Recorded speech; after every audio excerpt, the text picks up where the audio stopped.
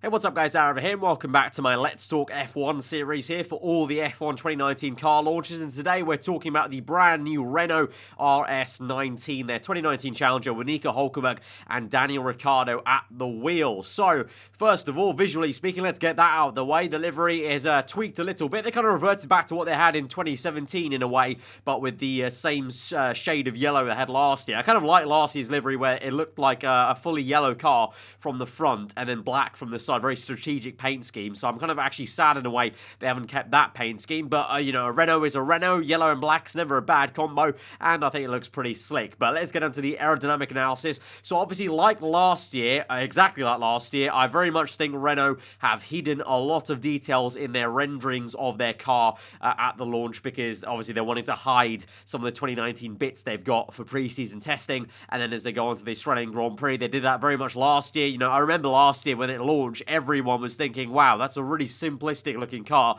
and we kind of found out, obviously, they kind of simplified it on purpose, and I very much think they've done the same thing here. They have left a few little, though, interesting tidbits on there for us to analyse there, but I think there's a few little bits that are kind of left to be desired, as it were. But let's go through the car then and see what's what. Right, so we're going to start off with a diagonal view of the car. Now, there's a lot of red markings going on. We're going to move kind of simply from left to right. Apologies also for maybe the kind of blurriness of the picture. Renault didn't bother to really upload too high-res pictures on their Twitter when they kind of uploaded the launch renderings. But we're going to go from left to right then.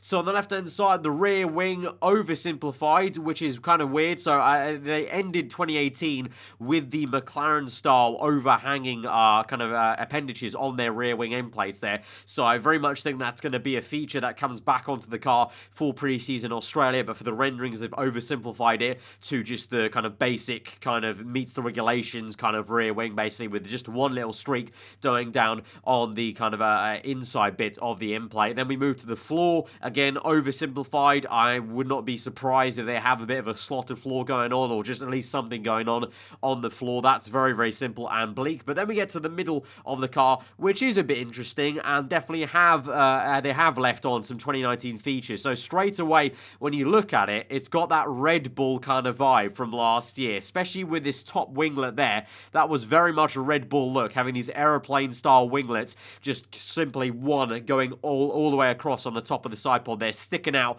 like, obviously, aeroplane winglets, and so very much kind of a copycat from Red Bull.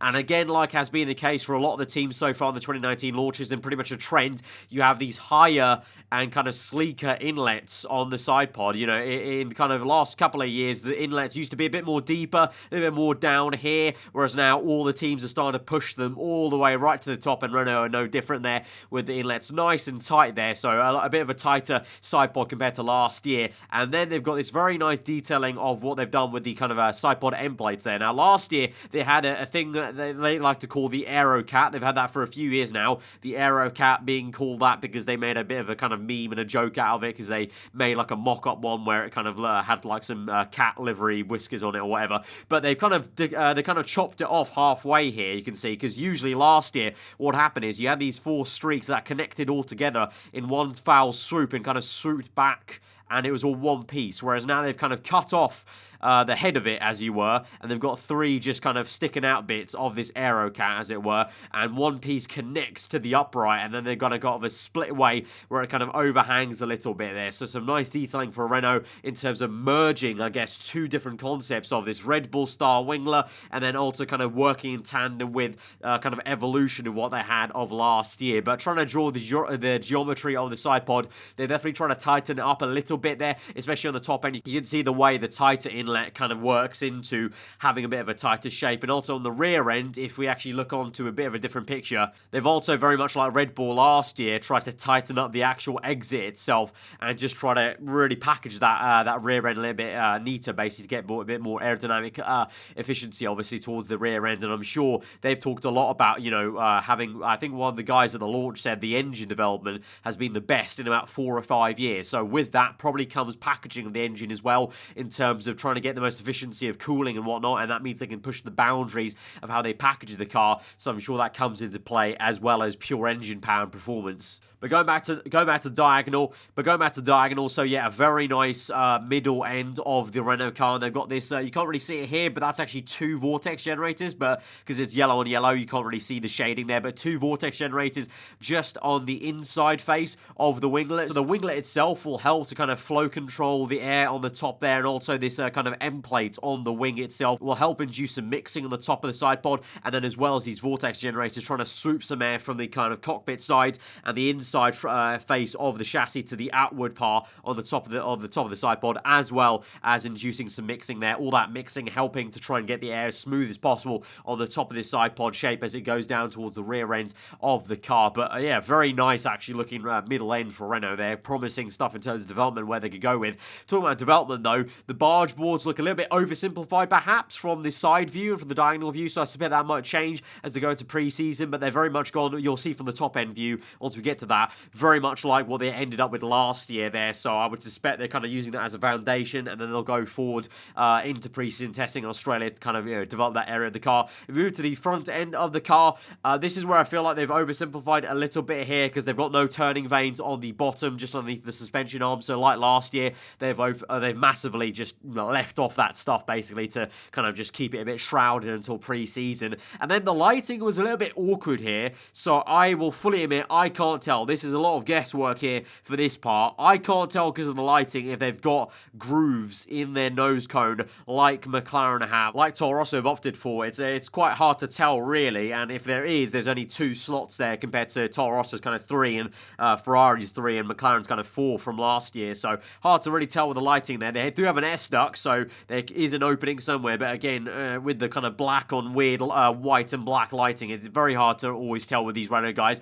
To be fair to Renault, they do a good job in that kind of way of, kind of keeping everyone guessing of some of the geometric shapes of their car, but it looks definitely a little bit more simplified on the front end there, and I suspect in pre-season, when I go on to do some updating videos in pre-season testing, there will be a few features we can show you on the Renault that they'll be bringing to the car for sure, I would say. If we move to the front end then, talking about the front wing, so compared to Toro Rosso, a bit more of a sculpted way they've gone about their front wing there, so there's not been a lot to say about the front wings as of late so far in 2019, because of course the new 2019 regulations mean it's an oversimplified front wing, and there are no more cascade elements or no more kind of appendages you'll see on any of the teams, but there is finally a bit of a difference from one team to the other. Renault have opted for a bit more of a sculpted kind of shape and a curved shape to the inside face, trying to affect the airflow a little bit more kind of actively, I guess, to Toro Rosso. And when we move to the bird's eye view, you'll see that they've gone for a bit of a different way to go about where they've placed the actual flaps in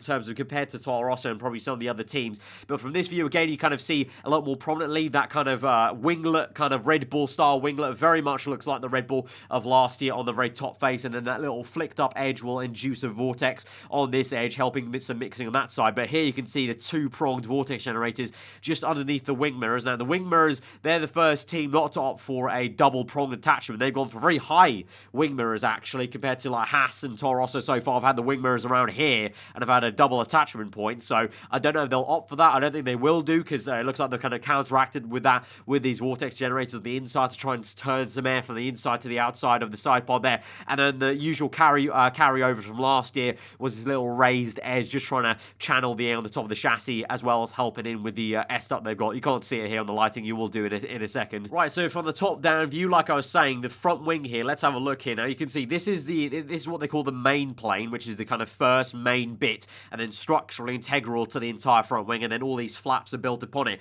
Now, if you compare the video that I made yesterday to Toro Rosso, if you go back and actually switch between the two, you can see Toro Rosso's flaps and cut-ins to this main plane begin around here. So Renault have gone for a very deep main plane, and that's allowed them to maybe use a bit more sculpting on all the flaps actually, and kind of have a bit more of a shaped front wing essentially there. So the rules obviously dictate you can't have any cascade elements anymore, and how many number of flaps you're allowed on the front wing, but they don't dictate how you need to shape those flaps and where you need to place them on the front wing. So Renault have obviously taken advantage of that, and have pushed them really far back and used that to kind of help sculpt a kind of shape they want desirable for the front flow as it goes through the inside bit towards the bargeboard area. I've circled the bargeboard area because very much almost like an evolution of last year. here, and very much that kind of same kind of 1, 2, 3, 4, 5 almost streaks of kind of dagger motion, if you will. And then for the top view, again, you can really see the nice shape of the wing, the Red Bull style wing on the very top face. And then here you can see the two Vortex generators facing outward a little bit, so trying to get air,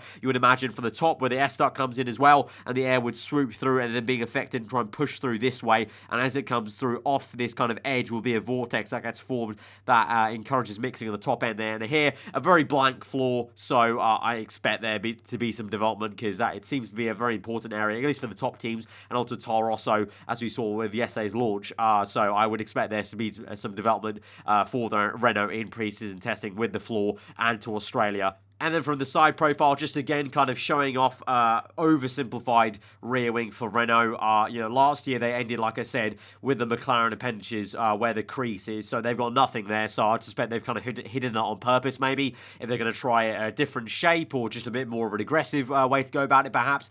So they've opted not to have that basically on the rear end, and then towards the middle of the car. Once again, from a side profile, you're going to see this kind of chopped off aero cap with a three-pronged approach being chopped off here and merging into the two uprights, which this one's kind of overhanging and separate from this one, and there is where the kind of winglet on the top is. And then the bargeboard area, a bit more simplified, only kind of three-prong shape here on the bargeboard, and maybe leaving some stuff to be imagined for at the very front here, because of course the regulations don't allow anything here anymore, but they do allow it to be a bit more forward-facing towards the suspension arm, so maybe some stuff to come later on for Renault. But that is pretty much it for Renault, as I said, in terms of development. So like I said, very much like last year, they've definitely left off a lot of stuff and oversimplified the car on purpose there, but they have, like I said, left some interesting stuff on the middle, which does look promising, obviously. And the major thing to really take home for Renault is they've talked a lot about underneath the skin of the car, the engine side of things.